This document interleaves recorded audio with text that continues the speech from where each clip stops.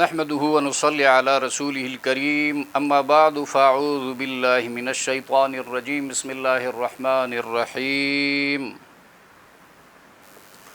وقال الملك ائتوني به استخلصه لنفسي فلما كلمه قال انك اليوم لدينا مكين امين قال اجعلني على خزائن الارض إني حفيظ عليم وكذلك مكنا ليوسف في الأرض يتبوأ منها حيث يشاء نصيب برحمتنا من نشاء ولا نضيع أجر المحسنين وَلَأَجْرُ الْآخِرَةِ خَيْرٌ لِّلَّذِينَ آمَنُوا وَكَانُوا يَتَّقُونَ۔ لفظی ترجمہ، وقال اور کہا الملک بادشاہ نے، ائتونی تم میرے پاس لاؤ، بہ اس کو، استخلص ہو مخصوص کر لوں میں ان کو، لنفسی اپنے لیے،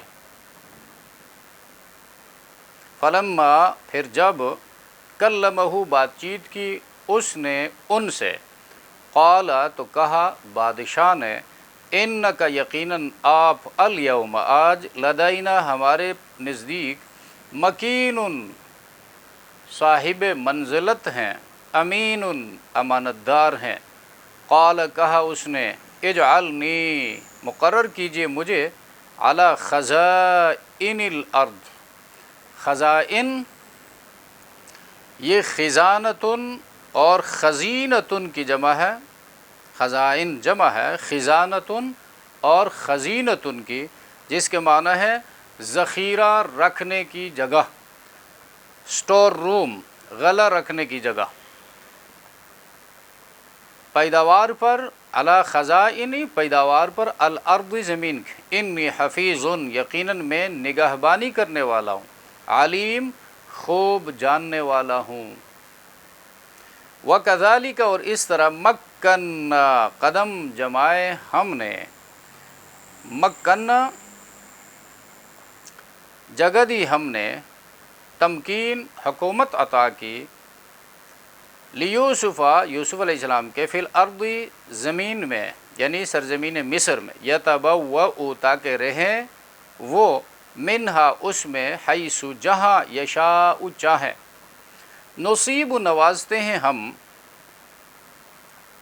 برحمتنا اپنی رحمت سے، من نشاء جس سے چاہتے ہیں، ولا نضيع اور نہیں ضائع کرتے ہم، اجر بدلہ، المحسنین نیکوکاروں کا، ولا اجر اور یقیناً ثواب، الآخرتی آخرت کا، خیر بہتر ہے، للذین ان لوگوں کے لیے جو آمنو ایمان لائے، وکانوا یتقون اور وہ بچتے رہتے تھے۔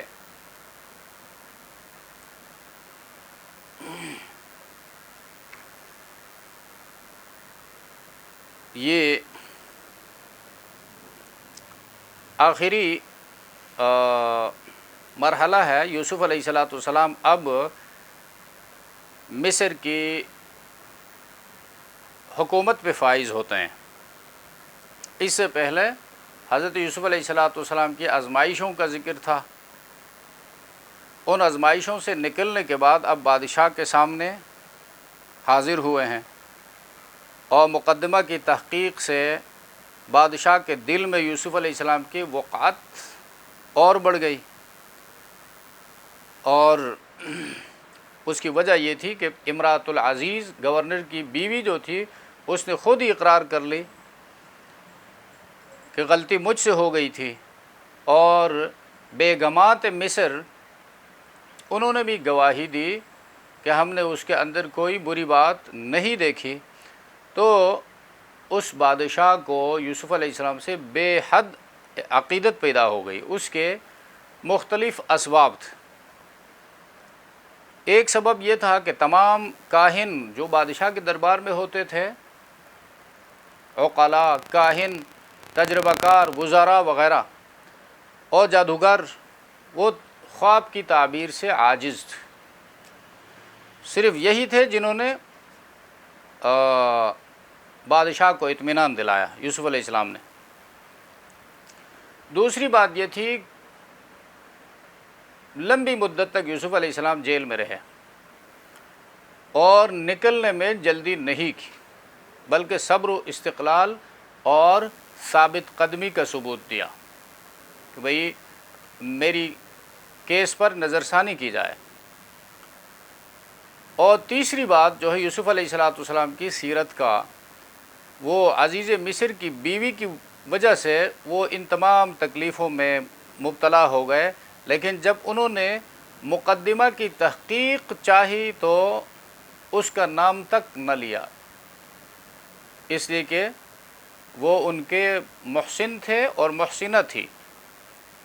وہ صرف اتنا کہا بادشاہ سے، ما بال النسوۃ اللاتی قطعن ایدیہن، ان عورتوں کا کیا حال ہے جنہوں نے اپنے ہاتھ کاٹ لیے تھے۔ اور چوتھی بات، یوسف علیہ السلام کا دامن برسر دربار تمام الزامات سے پاک صاف بتایا گیا۔ اور پانچویں بات، وہ ساقی جو تھا بادشاہ کو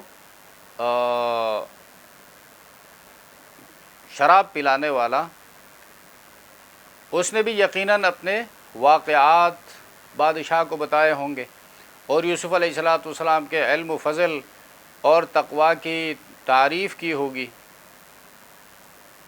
تو ان اسباب اور وجوہ کی بنا پر اس نے اور زیادہ شوق اور ولولہ کے ساتھ یوسف علیہ السلام کو جیل سے طلب کیا اور یوسف علیہ السلام کے سامنے یہ منصب رکھا۔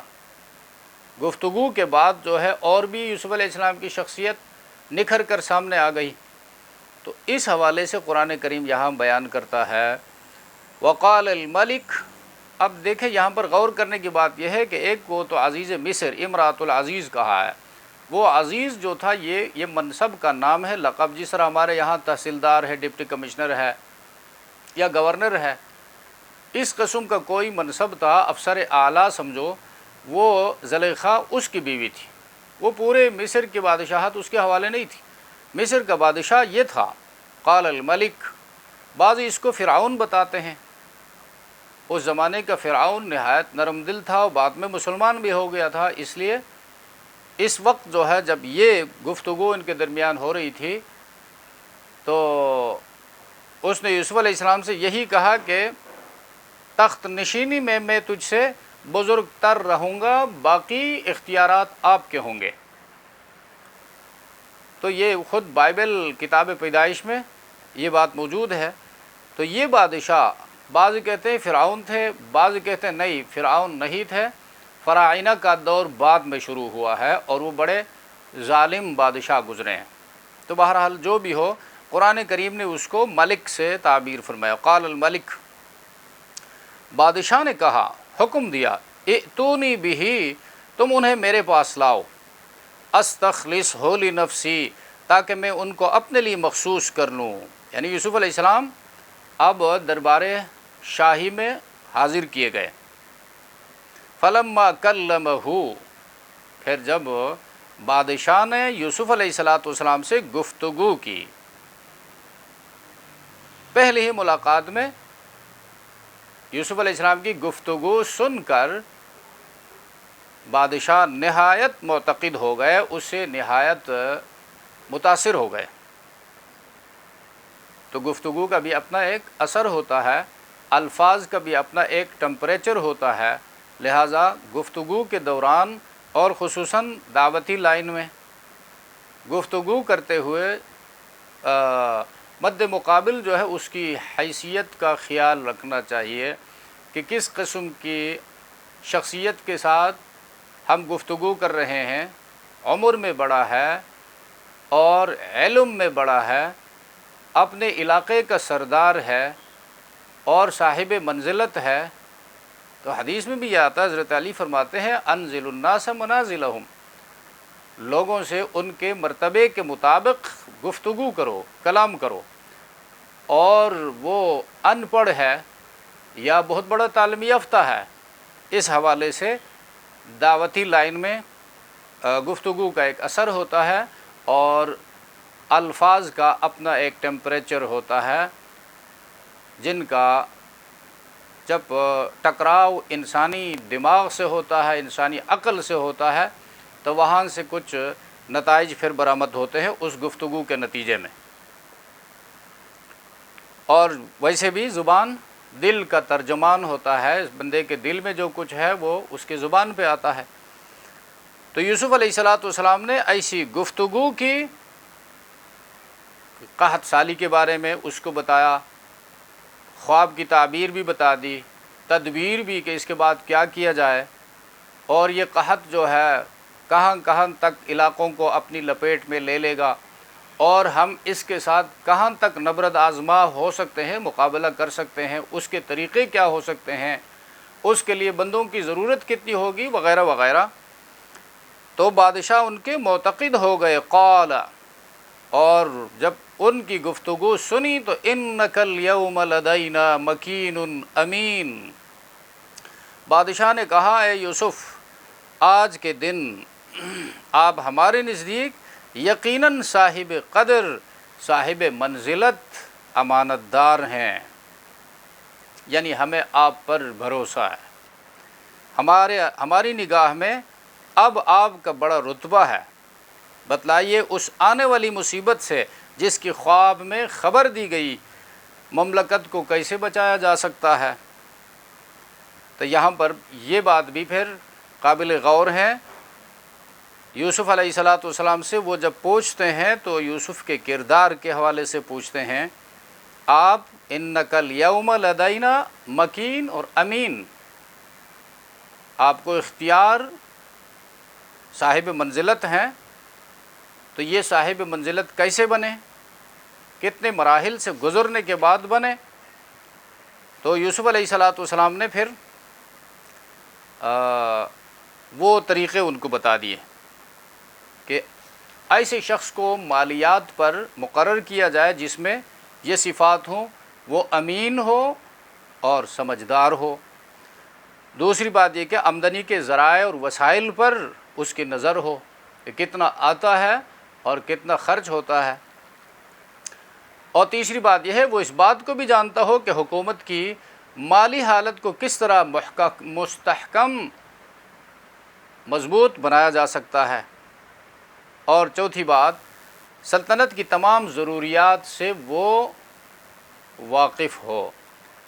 اور پانچویں بات، اس میں پانچویں صفت جو ہے وہ یہ ہونی چاہیے، کہاں کہاں خرچ کرنا چاہیے، اس خرچ کا تناسب اس کو معلوم ہو۔ یہ نہیں ایک صوبے کو اربوں روپے دیا جائے اور دوسرے صوبے کو لاکھوں میں بھی نہ دیا جائے۔ اور چھٹی بات یہ ہے، ضروری اور غیر ضروری میں وہ فرق اور امتیاز رکھے، کہاں خرچ کرنا۔ ایک طرف لوگ قحط سالی کی وجہ سے 2 وقت کی روٹی کو ترستے ہیں، دوسری طرف حکومت خرچ کر رہی ہے اسپورٹس پر اور موسیقی کے پروگرامات کے لیے کروڑوں روپے ریلیز ہو رہے ہیں، تو اس کے لیے قحط سالی نہیں ہے۔ اور غریب 2 وقت کی روٹی کو ترستا ہے، اس کے لیے پیسہ نہیں ہے، غلہ نہیں ہے، مہنگائی ہے۔ اور ایک طرف بڑے بڑے ریسٹورنٹ جس میں ایک بار جب بندہ داخل ہوتا ہے تو نکلتے وقت 1 گھنٹے کے لیے 5000 روپیہ کا بل داخل کر کے نکلتا ہے، اور دوسری طرف فٹ پاتھوں میں بیٹھے ہوئے لوگ بھیک مانگ رہے ہیں۔ یہ اس ملک کے وزیر خوراک جو ہے اس کی نالائقی کی بین ثبوت ہے کہ اس کو ملک کے حالات کا پتہ نہیں ہے۔ تو سورہ یوسف سے حکمرانوں کو یہ سبق ملتا ہے کہ اس سیٹ پر ایسا بندہ متعین ہو، بیٹھے، جو ماہر معاشیات ہو، حالات کا علم رکھتا ہو، ضروریات کا علم رکھتا ہو، آبادی کا تناسب اس کو معلوم ہو، اور کہاں کتنا خرچ کیا جائے، کم زیادہ، وہ فرق وہ جانتا ہو۔ تو یہ ساری صفات چونکہ یوسف علیہ السلام کے اندر موجود تھی، اور اس بادشاہ نے پھر کہا قال، حضرت یوسف علیہ السلام نے فرمایا اجعلنی علی خزائن الارض، اجعلنی مقرر کیجئے مجھے علی خزائن الارض پیداوار پر زمین کے، انی حفیظ یقیناً میں نگہبانی کرنے والا ہوں اور علیم خوب جاننے والا ہوں۔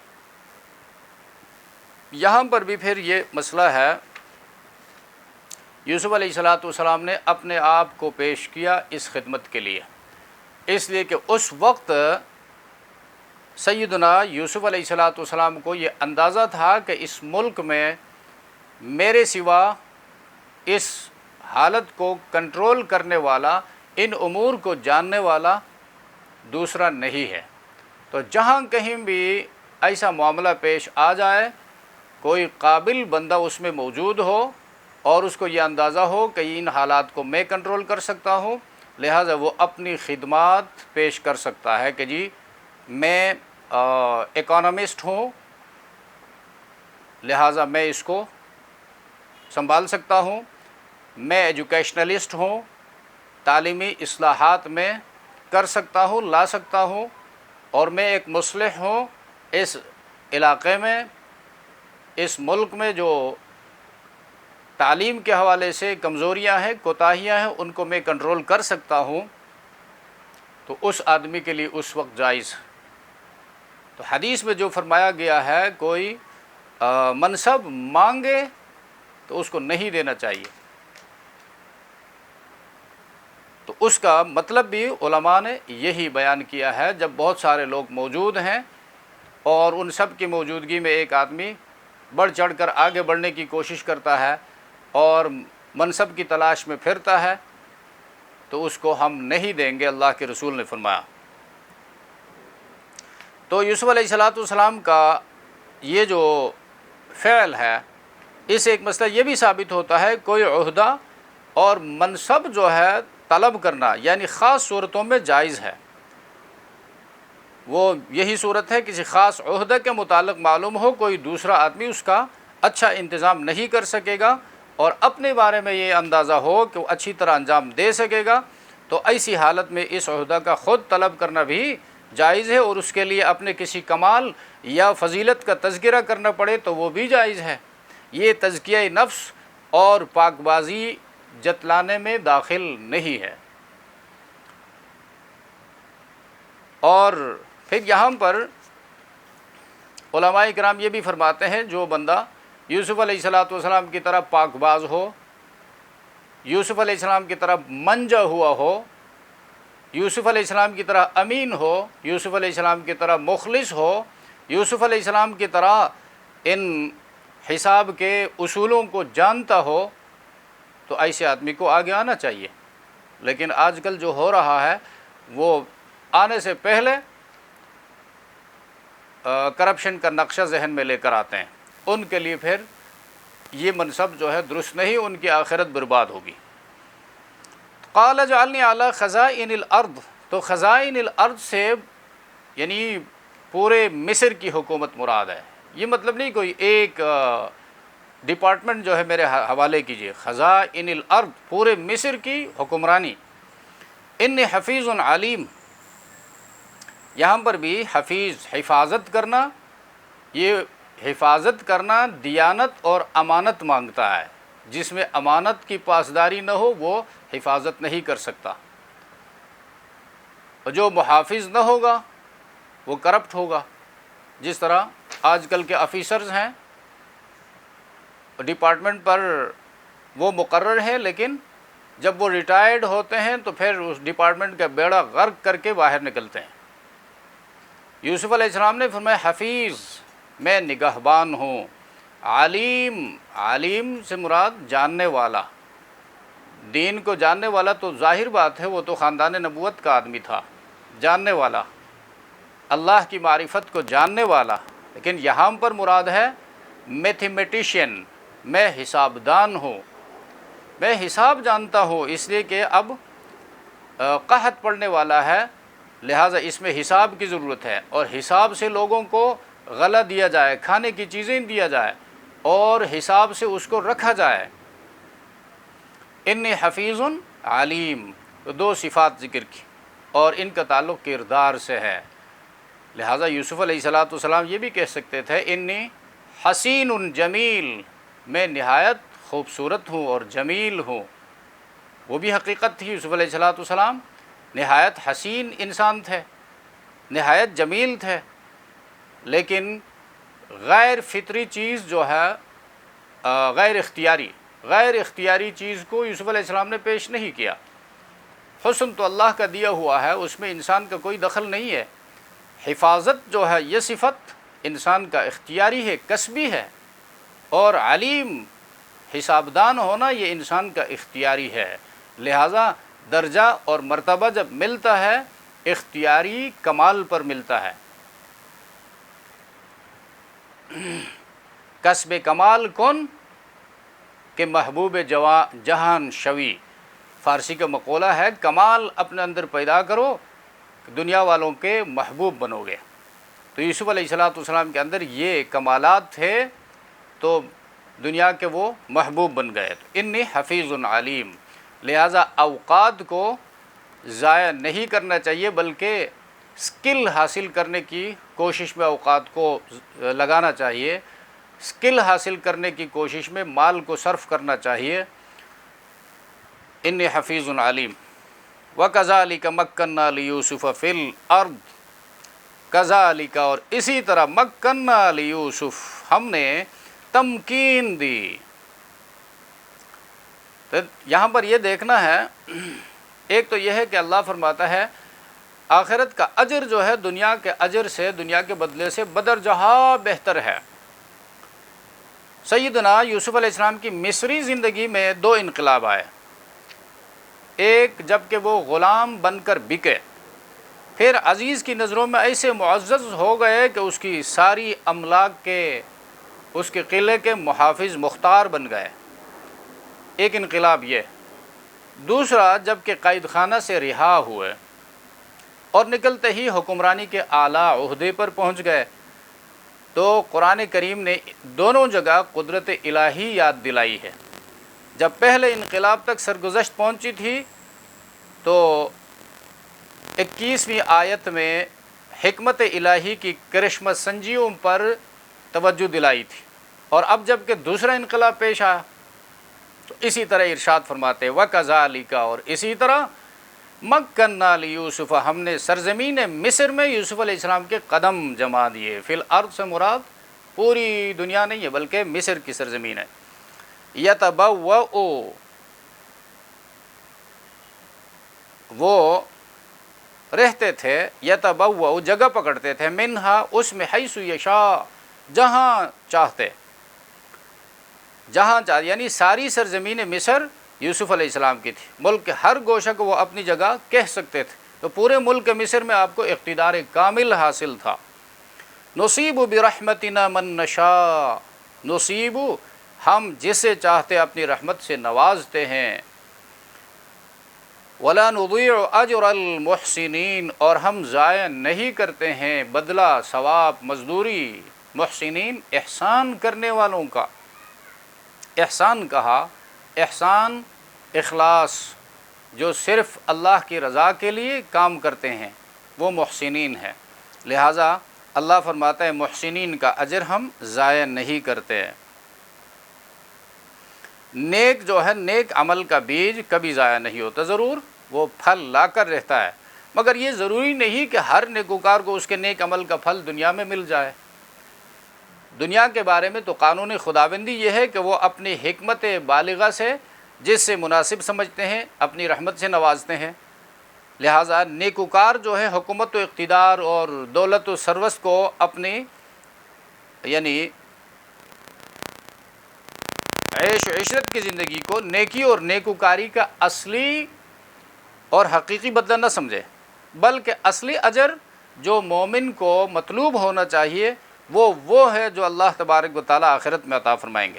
لہٰذا ہر نیک عمل کرنے والا اس بات کا یقین رکھے کہ اللہ پاک کسی نیکوکار کا اجر ضائع نہیں فرماتے۔ لا نضيع اجر المحسنین۔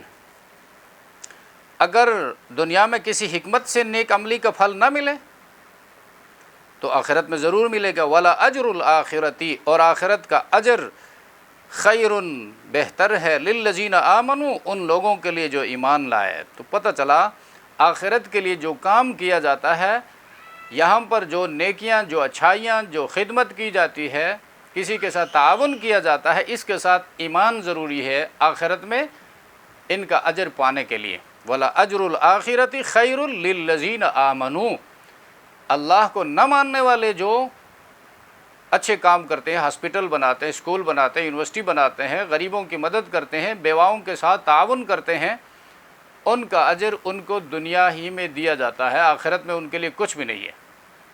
اس لیے کہ یہاں کے عمل کو آخرت تک پہنچانے کے لیے جو راہداری ہے، جو کنٹریکٹ ہے، وہ ایمان ہے، اللہ کو ماننا ہے، وہ ان کے پاس نہیں ہے۔ تو قرآن بار بار یہ آیت ذکر کرتا ہے آخرت کا اجر بہتر ہے ان لوگوں کے لیے جو ایمان لائے، وَكَانُوا يَتَّقُونَ، اور پرہیزگار بنے رہے۔ دنیا میں جو کچھ ملتا ہے وہ چند روزہ ہوتا ہے، آخرت میں جو ملے گا وہ سدا رہے گا۔ تو وَكَانُوا يَتَّقُونَ میں بھی خیال رکھنا چاہیے، کانا جب مضارع پر داخل ہوتا ہے تو کانوا یتقون ایک کنٹینیوئنسی کو، ریگولرٹی کو بیان کرتا ہے، ہمیشہ متقی بنے رہے، تقویٰ کی زندگی بسر کی۔ میں بار بار یہ بتاتا رہتا ہوں کہ تقویٰ مزاج کا نام ہے، تقویٰ ایک عمل نہیں ہے کہ ایک بار ہو جائے اور ختم ہو جائے۔ تقویٰ مزاج کا نام ہے، بندہ تنہائی میں ہے، دوستوں کے ساتھ ہے، اپنے گھر میں ہے، اور مسجد میں ہے، واش روم میں ہے، جہاں کہیں بھی ہے، وہ تقویٰ گاڈ اورینٹڈ لائف بسر کرے کہ اللہ مجھے دیکھ رہا ہے، بس اس وقت وہ پھر آپے سے باہر نہیں ہوگا اور کوئی غلط حرکت نہیں کرے گا، آنکھوں کی بھی حفاظت ہوگی، کانوں کی حفاظت بھی ہوگی، اور زبان کی حفاظت بھی ہوگی۔ اگر یہ چیز نہیں ہے، تقویٰ کی اسپرٹ نہیں ہے، تو وہ لوگوں کے سامنے ہو سکتا ہے بچ جائے، اور لیکن جب اس کو موقع ملے گا تو پھر جی بھر کے دل کھول کر کرپشن کرے گا۔ تو اور جن نیکوکاروں کو ان کی نیکی کا کچھ اجر اس دنیا میں ملتا ہے، وہ خالص اجر نہیں ہوتا، بلکہ اس میں امتحان کا پہلو بھی ہے، یہ یاد رکھنا چاہیے۔ دنیاوی لذتیں اور نعمتیں عطا فرما کر اللہ پاک اپنے نیک بندوں کو جانچتے ہیں۔ گویا نیک عملی کا جو اجر دنیا میں ملتا ہے اس کے دو رخ ہیں، ایک اجر ہونے کا اور ایک امتحان کا، اور آخرت میں جو ملے گا وہ اجر ہی اجر ہوگا، اس میں کوئی دوسرا پہلو، کوئی امتحان والا پہلو نہ ہوگا۔ لہٰذا پرہیزگاروں کے لیے بہترین اجر جو آخرت کا اجر ہے، تو دنیا والا اجر وہ اس میں پھر یہ پہلو بھی ہے کہ ختم ہو جائے گا۔ لہٰذا اللہ فرماتا ہے کہ دنیا بھی میں دیتا ہوں، آخرت بھی دیتا ہوں، جب میں دونوں عطا کرتا ہوں تو تم دونوں کی نیت کر لو، صرف دنیا آباد کرنے کے لیے کوئی کام مت کرو کہ دنیا میں مل جائے اور بس ختم ہو جائے۔ اور حدیث میں بھی یہ فرماتا ہے ان اللہ یعطی الدنیا لمن یحب ولمن لا یحب ولا یعطی الدین الا لمن یحب، اللہ دنیا اس کو بھی دیتا ہے جس کو پسند کرتا ہے، اس کو بھی دیتا ہے جس کو پسند نہیں کرتا، اور آخرت صرف اسی کو دیتا ہے جس کو محبوب رکھتا ہے۔ تو جگہ جگہ جو ہے اس حقیقت پر قرآن نے روشنی ڈالی ہے کہ انسان کی سعی، فکر بس آخرت ہی کے لیے ہونی چاہیے، لیکن انسانوں کا عام حال یہ ہے کہ دنیا جو ہے چونکہ ہر وقت ان کے سامنے ہے، آخرت سراسر غائب اور آنکھوں سے اوجھل ہے، اس لیے اکثر لوگوں پر دنیا کی فکر غالب رہتی ہے۔ ان کا حال اس معاملہ میں بالکل ان چھوٹے بچوں جیسا ہے جن کو بچپن میں اپنے کھیل کھلونوں سے ہی دلچسپی ہوتی ہے، اور مستقبل کو وہ شاندار بنانے والے تعلیمی مشاغل ان کے لیے غیر دلچسپ بلکہ انتہائی مشکل ہوتے ہیں۔ قرآن کریم بار بار یہ حقیقت سمجھاتا ہے کہ دنیا کے اجر کے معاملہ میں مقابلے میں آخرت کا اجر بدرجہ بہتر ہے۔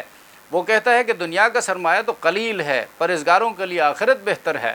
دنیا کی زندگی تو بس چند دنوں کی ہے، آخرت اصل رہنے کی جگہ ہے۔ اللہ کے رسول نے ایک دن خطبہ ارشاد فرماتے ہوئے فرمایا کہ سن لو اے لوگو، دنیا ایک عارضی اور وقتی سودا ہے، اس میں ہر نیک و بد کا حصہ ہے، اور یاد رکھو آخرت مقررہ وقت پر آنے والی ایک سچی اور اٹل حقیقت ہے، جس میں شہنشاہ قادر فیصلہ فرمائیں گے۔ اور سن لو ساری خیر اور ہر طرح کی خوشگواری جنت میں ہے، اور سارا شر اور دکھ دوزخ میں ہے، لہٰذا خبردار ہو جاؤ، اور جو بھی عمل کرو اللہ سے ڈرتے ہوئے کرو، اور یقین رکھو کہ تمہارا کیا ہوا ہر عمل تمہارے سامنے آئے گا۔ جس شخص نے ذرہ برابر کوئی نیکی کی ہوگی وہ اس کو دیکھ لے گا، اور جس نے ذرہ برابر کوئی برائی کی ہوگی وہ بھی اس کو پا لے گا۔ تو یہاں تک یوسف علیہ السلام کے اس واقعے کا ایک حصہ مکمل ہوتا ہے۔ تو اس یہاں تک جو پڑھا گیا ہے اس میں ہمارے لیے پھر یہ سبق ہے، اگر کوئی شخص برائی کا مرتکب ہو اور اس کا ذکر کہیں ضروری ہو جائے تو اشارات اور کنایات سے کام لے۔ قرآن کریم نے عزیز کی بیوی کا نام نہیں لیا، ضرورت پڑی تھی لیکن اس کا نام نہیں لیا، وراودتہ التی کہا۔ اور وہ شخص جس نے ڈورے ڈالنے کی کوشش کی، اور پھر فرمایا زنا جو ہے بدترین ظلم ہے، جو شخص اس میں پھنستا ہے وہ تمام ملک و ملت پر ظلم کر رہا ہے اور کبھی کامیاب نہیں ہو سکتا۔ انہ لا یفلح الظالمون، یہ پیچھے گزر چکا ہے۔ اور اگر انسان صرف ایک خدا کا ہو رہے تو وہ اس کی حفاظت کرتا ہے اور ہر برائی سے اس کو بچا لیتا ہے۔ کذالک لنصرف عنہ السوء والفحشاء، تاکہ ہم ان سے بدی اور بے حیائی کو دور کریں۔ اور چوتھی بات، اہم بات ہے یہ، زانیہ عورت جو ہے اور مرد کے تعلقات محبت کے وہ کبھی اخلاص پر مبنی نہیں ہوتے، اور ان کی محبت دیر تک قائم نہیں رہ سکتی۔ الا ان یسجن او عذاب علیم کہا، اس نے تو ابتدا میں زبردست محبت کا دعویٰ کیا اور وہ سارے انتظامات کیے، لیکن آخر کار جب ناکام ہوئی تو اس نے کہا اس کو جیل بھیج دو یا کوئی بڑی سزا دو اس کو۔